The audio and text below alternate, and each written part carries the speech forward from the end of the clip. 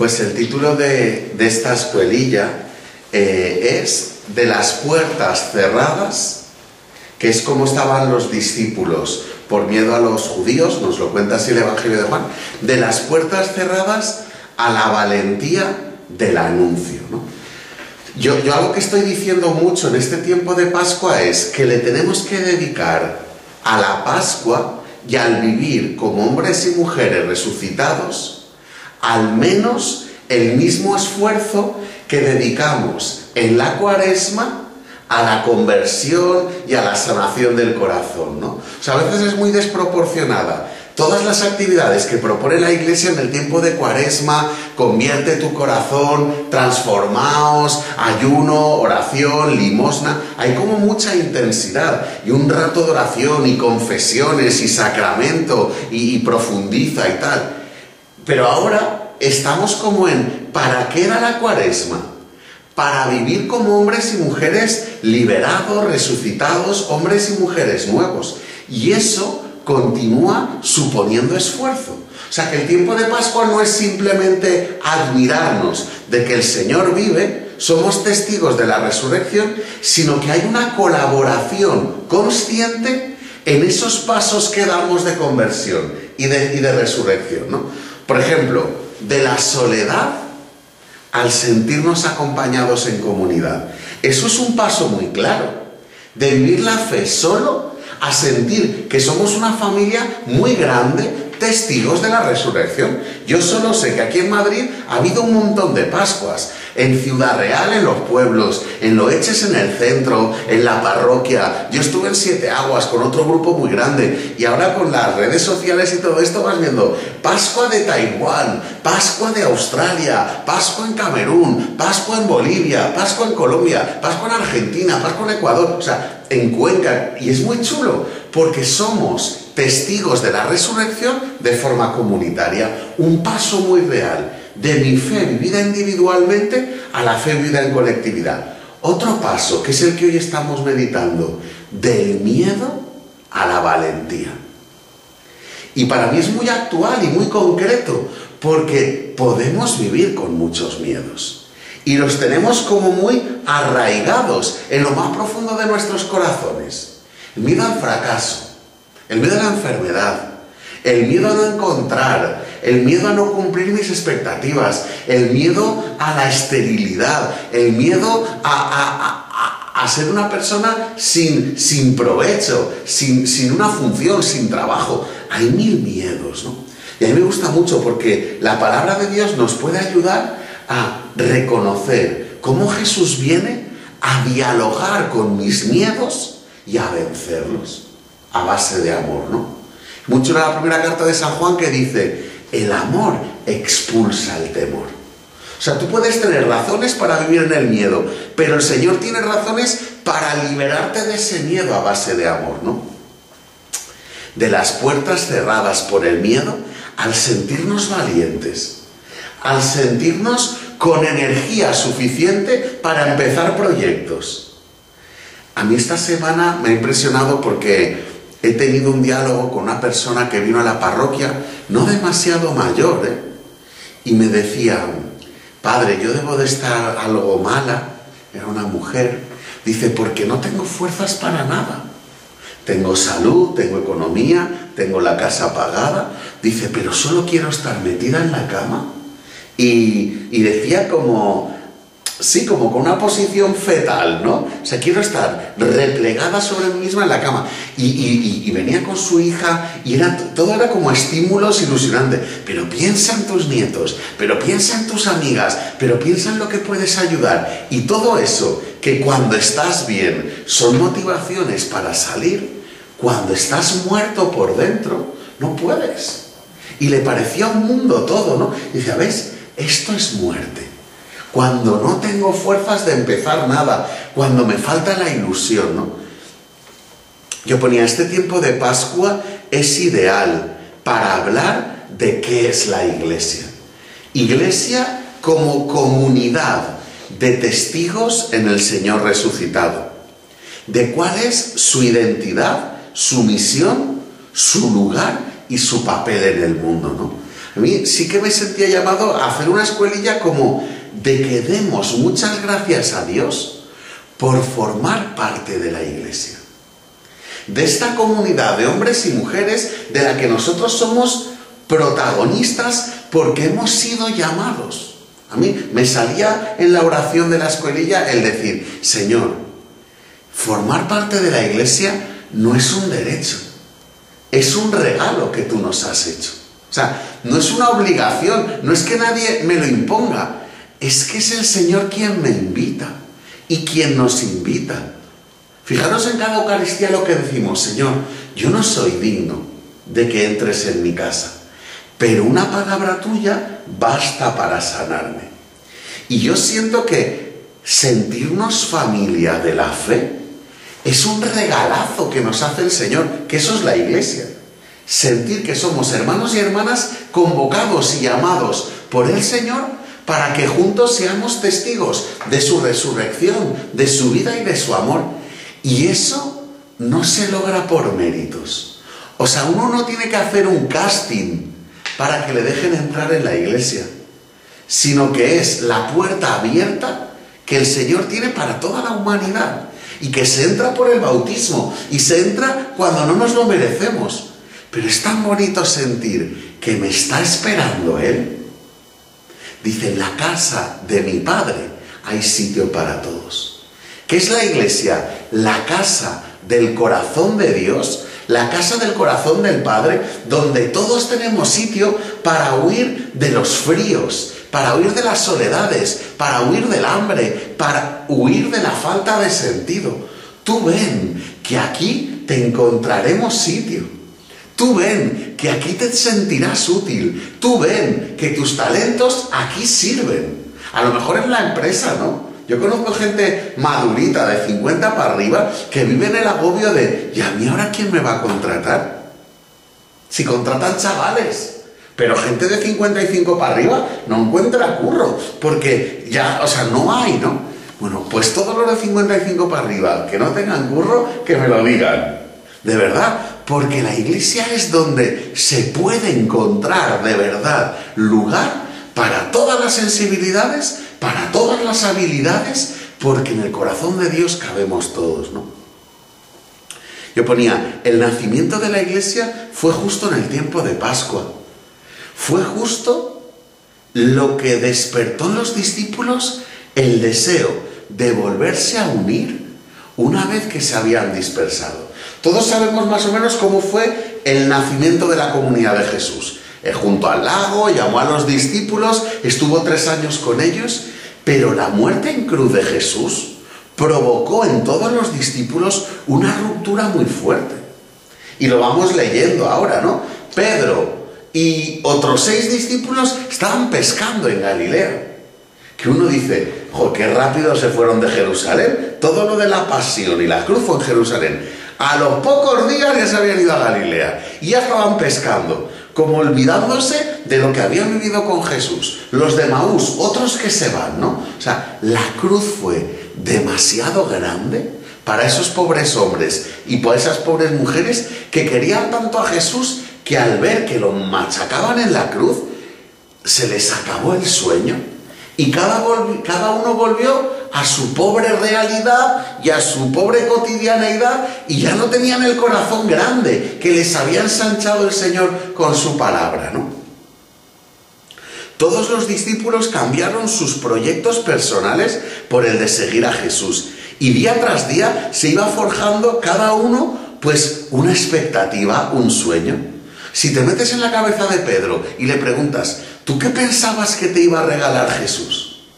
Pues Pedro a lo mejor contestaría, yo qué sé, yo no lo conocía muy bien, pero le veía con tanto empuje que a lo mejor íbamos a ser los ministros del nuevo Israel. Santiago y Juan, ¿vosotros qué queríais? Ellos sí que lo sabemos. No, nuestra madre nos dijo que uno a la derecha y otro a la izquierda, que íbamos a ser importantes. Y así, en las ilusiones de los discípulos, cada uno se iba fabricando pues un proyecto muy ilusionante, que se parece a veces también a lo que nos pasa a nosotros, que proyecto un sueño cuando me caso, mi mujer, mis hijos, la casa, el chalet, los perros, no sé qué, ¿no? Cuando uno se mete sacerdote, también idealiza, pues estar en una parroquia allí ayudando, no sé qué, o más misionero con la canoa por la selva de Bolivia o de Brasil, ¿no? O en el Iguazú, allí en las cataratas, con la cerbatana. O sea, uno se va imaginando ahí como sus cosas, su proyecto de vida, ¿no?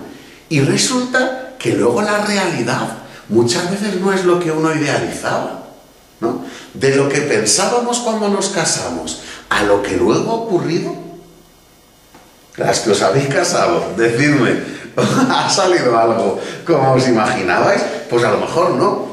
Tú, jefe, ¿ha salido como te imaginabas? Pues a lo mejor no. Pero es muy chulo porque yo igual, o sea, tú, Vicente, cuando te ordenaste, ¿qué te imaginabas que iba a ocurrir? Yo os prometo que nada. O sea, estaba tan bloqueado con la ordenación y me venía todo tan grande que os lo juro que nunca me imaginé. Yo siempre he sentido que no valgo para esto, ¿sabes? Siempre lo he vivido. Pero bueno, el Señor te hace que te fíes de Él, ¿no? Pero luego el camino real de lo que ha ocurrido, yo creo que es siempre mejor de lo que nosotros imaginábamos. No dice, hombre, no sé, no, pero yo creo que sí. A nivel personal, nos hace mucho bien el caminar en la vida real, no en el terreno de los sueños. Y eso también les pasó a los discípulos. Toda esa ilusión se ve truncada de golpe con la muerte y con la cruz. Todo aquello en lo que habían depositado sus ilusiones se derrumba, y el fruto de ese fracaso es la deserción, el abandono del proyecto y el que cada uno vuelve a buscarse la vida de forma individual. O sea, lo primero que ocurre cuando Dios no está entre nosotros es que nos olvidamos de la amistad y nos olvidamos del amor y cada uno hace sálvese quien pueda. Y eso pasó con los apóstoles. 2 para allá, 7 para allá, otro para allá, no sé qué, ¿no? Y a mí me encanta porque el primer dato de la resurrección es que Jesús, con toda su paciencia, va buscando como buen pastor a cada uno. Y se va con él a donde está su amigo, el desertor, el que le traicionó, pues se pone a caminar con él. Con los de Maús, recorre el camino hasta donde los discípulos quieren. No les dice, venga, pararos, que soy el Señor, venga, vámonos. No, no, no. ¿Queréis que sigamos andando? Pues andamos. Porque yo lo que os quiero es con un corazón de amigo, no por obligación. Yo no quiero siervos, os quiero amigos. Y si queréis volver conmigo a Jerusalén, que sea por amistad, no porque yo os obligo. Pero los de Maús tienen una experiencia del resucitado que dice la palabra de Dios que les ardía el corazón. Se reconciliaron con todo lo vivido y volvieron a la valentía. Pero Pedro le pasa lo mismo. O sea, ¿qué es la iglesia?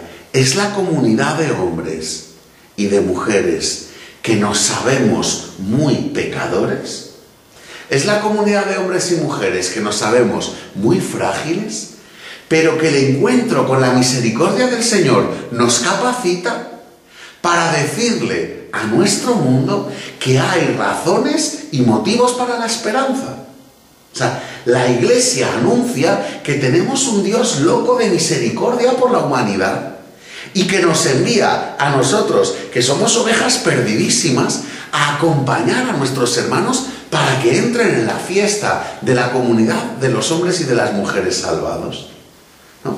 El Papa Francisco, en una de las homilías, ¿no?, de esta Semana Santa, creo que fue en la misa crismal, decía: os pido a vosotros, sacerdotes de la diócesis de Roma, que oláis, de oler, ¿cómo se dice?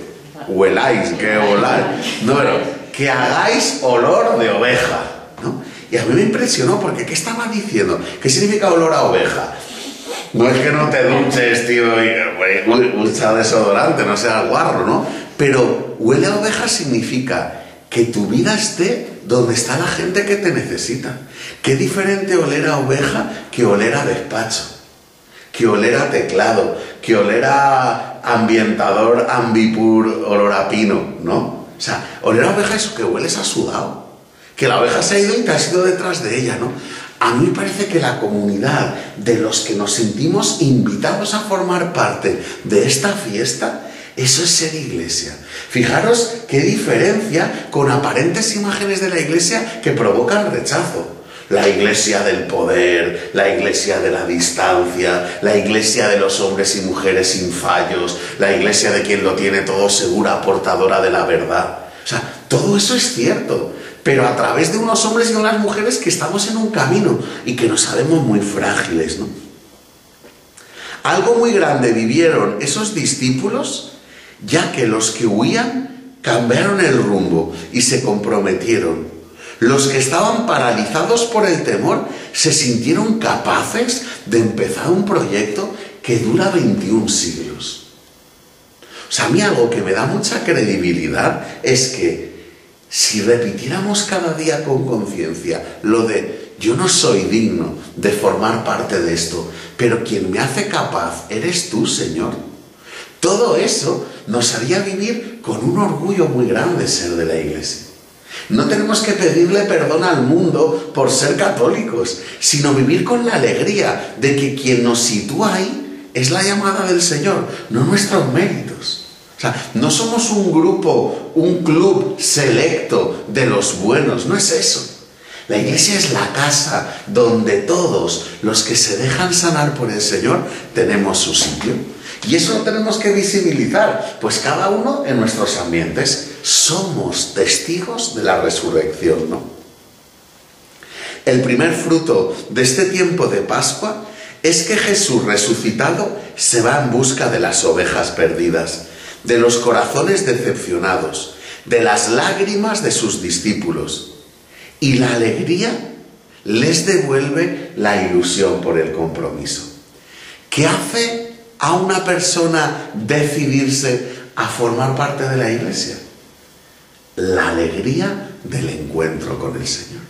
¿Es verdad? No hay otra motivación. No podemos repartir flyers a la puerta del metro. Oye, vente a una misa, publicidad, 2 por 1. Si vienes a 2 misas, te llevas una hostia, ¿no? O yo qué sé, como anuncios publicitarios así.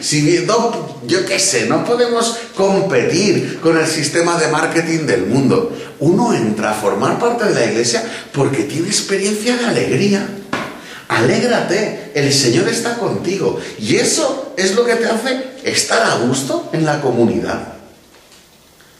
Al anochecer de aquel día, el primero de la semana, estaban los discípulos en una casa, con las puertas cerradas, por miedo a los judíos. Y en esto entró Jesús, se puso en medio y les dijo: paz a vosotros.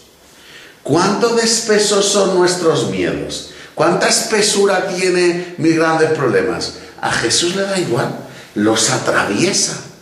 O sea, me encanta porque la humanidad a veces pone obstáculos para la acción de Dios.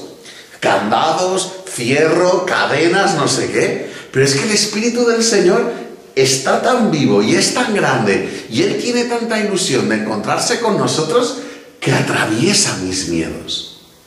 Pero eso también habla de que nosotros también los podemos aprender a atravesar. O sea, las cadenas que me atan pueden ser muy frágiles si las vivo con el Señor. ¿Esto se entiende? O sea, a Jesús no le cuesta nada pasar de mis miedos. Pues ojalá que nosotros también aprendamos a pasar de ellos, ¿no? Jesús repitió: paz a vosotros. Como el Padre me ha enviado, así también os envío yo. Y dicho esto, sopló sobre ellos y les dijo: recibid el Espíritu Santo.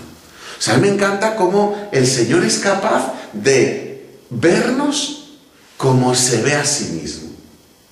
Como el Padre me envió, así te veo yo a ti y te envío. Eso es mucha confianza, ¿sí o no? O sea, que lo que tenía que hacer yo te lo delegue y hazlo tú. A ver, Cris, mañana dicen misa a las 10 en mi parroquia. O sea, molaría un montón, ¿no? Y tú dices: no, es que me ha enviado Vicente. O sea, somos tan uno que da igual si voy yo o vas tú. Oye, Moni, que yo no puedo venir a la escuelilla, dala tú. Vale, ok, ¿no? O sea, es como, somos el mismo. Y Jesús nos ve así. O sea, como el Padre a mí me envía, ahora os toca a vosotros. Ese es el nacimiento de la Iglesia. Y esa es su misión. La Iglesia, ¿a qué se dedicará? A lo mismo que se dedicaba Jesús. El Espíritu del Señor está sobre mí y Él me ha enviado para anunciar buenas noticias a los pobres, para liberar a los cautivos, para dar vista a los ciegos, para que los cojos anden, para que los enfermos sanen. Lo que hacía Jesús, eso ahora tenemos que vivirlo nosotros. Sabiendo que no somos Él, pero sabiendo que nos ha dado su Espíritu. Entonces nos toca con creatividad ver cómo podemos ayudar a nuestro mundo.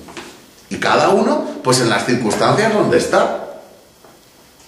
José en Río, ¿no?, de Janeiro, otros en Parla, otros en Humanes, otros en Tres Cantos, destinos más glamurosos, otros menos, ¿no? Pero es lo mismo.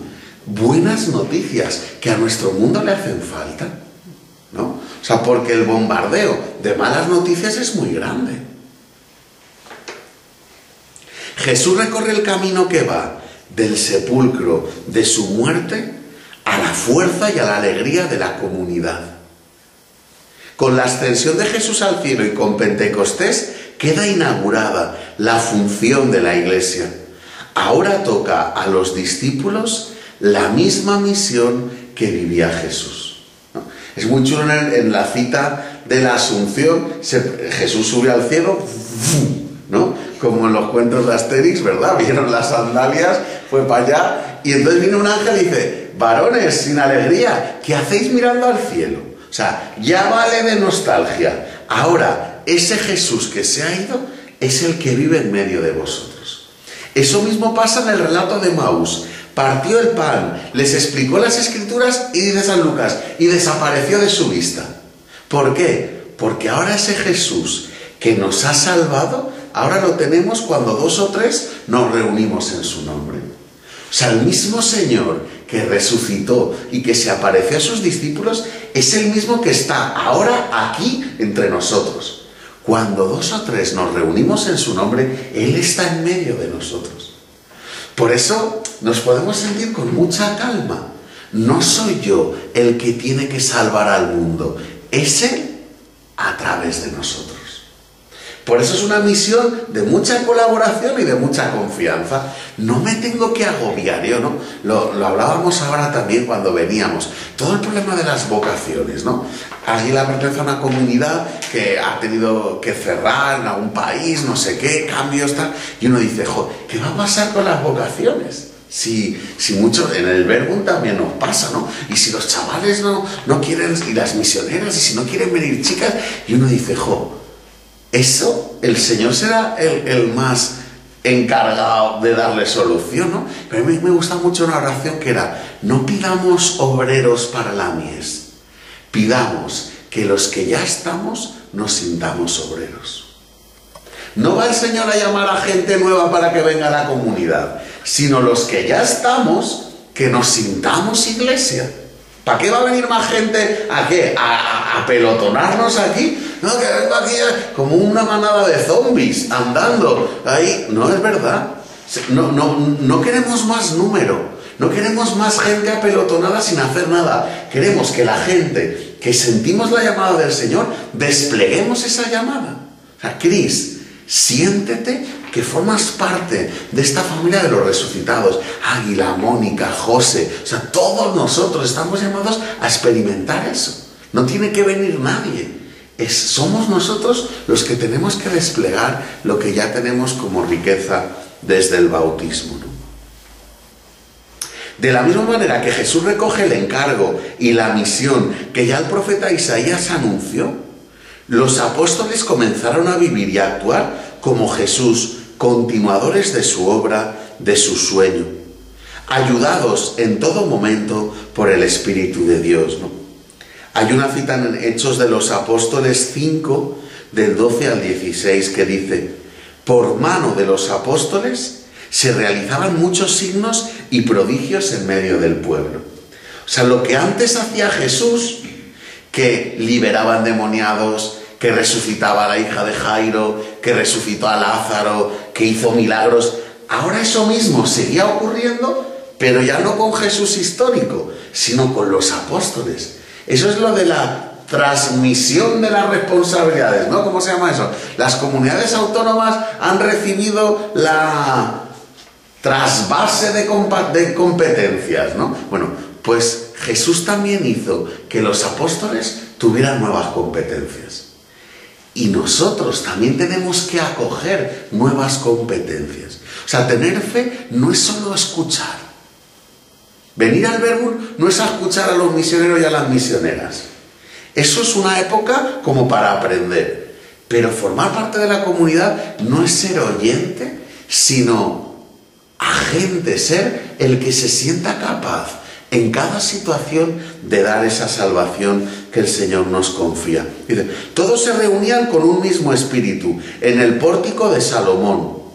Los demás no se atrevían a juntárseles, aunque la gente se hacía lenguas de ellos. Más aún, crecía el número de creyentes, una multitud, tanto de hombres como de mujeres, que se adherían al Señor.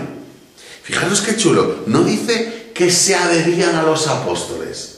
No se hacían un club de fans de Pedro, o un club de fans de Pablo, o un club de fans de Andrés. O sea, yo algo que no me mola nada es, ¿cuándo es la misa de Vicente? Mira, la misa de Vicente no existe, es la misa del Señor.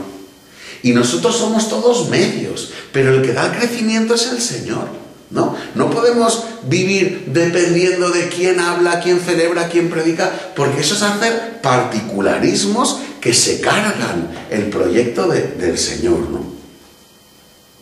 La gente sacaba a los enfermos a las plazas y los ponía en catres y en camillas para que al pasar Pedro, su sombra, por lo menos, cayera sobre alguno. O sea, yo flipo. San Pedro sería gordo, ¿no? Y entonces cuando le daba al sol, la sombra era como un láser, ¿no? Que iba haciendo ¿no? Y se iban curando a los que le daban la sombra. O sea, Pedro, ¿cómo se iba a sentir? O sea, tú lees esto, si Pedro se cree algo, es un auténtico imbécil. Porque él es el que negó al Señor. O sea, si Pedro tenía algún poder curativo, era todo gracia del Señor. Él no se lo podía apropiar. Y eso es como nos tenemos que sentir en la iglesia. O sea, si alguna palabra de las que yo digo ayuda a alguien, bendito sea mi Dios, pero es suya, no es mía. Si algún escrito de estos sirve para alguien que los lee y le ayuda, bendito sea mi Dios. No es que ya haya salido un Shakespeare o un Cervantes o un Pérez Reverte. No sé si se me entiende. O sea, todos son dones que nos da el Señor y que tenemos que repartir gratis. Pero a mí me encanta porque Pedro es el que negó al Señor. Y tú fíjate aquí cómo le alababan. Hay otra cita muy bonita de los Hechos, que Pablo y Bernabé fueron a Licaonia o no sé, una isla de esas griegas, tío. Seguro que estaba lleno aquello de fiesta, Lesbos, no sé qué, bueno, una isla de esas perdidas de Grecia. Y fueron allí, hicieron un milagro y todo el mundo les esperaba, tío, como si fueran dioses. Aquí hay una cita de eso, Moni, y se ponen ahí y empiezan a hacerle adoraciones. Y Pablo dice, ¿qué hacéis? ¿Qué hacéis? Que somos hombres, y hombres pecadores, y hombres que oímos voces. ¿Qué hacéis aquí adorándonos, tío? Es verdad, es chulísimo, porque nosotros sí que tenemos como un afán por tocar el manto. A ver, ¿qué haces? No tocando el manto, tú busca al Señor. No vayas tocando mantos. El manto de no sé qué, los pies de Pedro, la cabeza del apóstol Santiago. Todo eso es idolatría. No sé si estamos de acuerdo, ¿no? Es que le tocaba el manto. Toca el manto. O sea, tú busca al Señor y tócale a Él en la comunión, que eso es lo que salva. Todo lo demás es con respeto, que el que quiera tocar el manto que lo toque. Pero es que es absurdo. 5 horas de cola para ver al Cristo de no sé dónde. Pero, alma de cántaro, si el Cristo lo llevas en el corazón, ¿qué colas tienes que hacer? No, porque ¿le crece el pelo o qué le pasa al Cristo ese? Hemos atravesado, ¿no?, una muy larga travesía que dura 21 siglos, en los que podemos reconocer de todo. O sea, los que sabéis más de historia de la Iglesia, pues tendremos que reconocer que es verdad que es la comunidad de los testigos del resucitado, pero también es verdad que hay muchas sombras en nuestra historia. Pero a mí eso no me quita la fe, porque la Iglesia está hecha por humanidad, y la humanidad estamos tentados todos. El mismo Cristo estuvo tentado. de riquezas, de honores, de placeres. Vino el demonio y si me rindes tal, todo esto será tuyo. Y Jesús tuvo que vencer la tentación y transforma estas piedras en pan. Y Jesús que no. O sea, si Jesús, siendo el Hijo de Dios, sufrió la tentación, ¿cómo nosotros, humanidad, no la vamos a sufrir? Y sufrir y caer. Pero algo que yo no tengo dudas es que a lo largo de estos 21 siglos se ha logrado mantener el depósito de la fe, ¿no? Como una peli que yo vi hace mucho tiempo que se llama En busca del fuego, ¿no? Que eran como nuestros antepasados, ¿no? Nuestros familiares del pasado, que eran cromañones y atapuercas y tal, ¿no?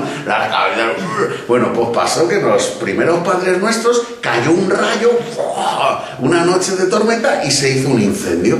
Y ellos fliparon.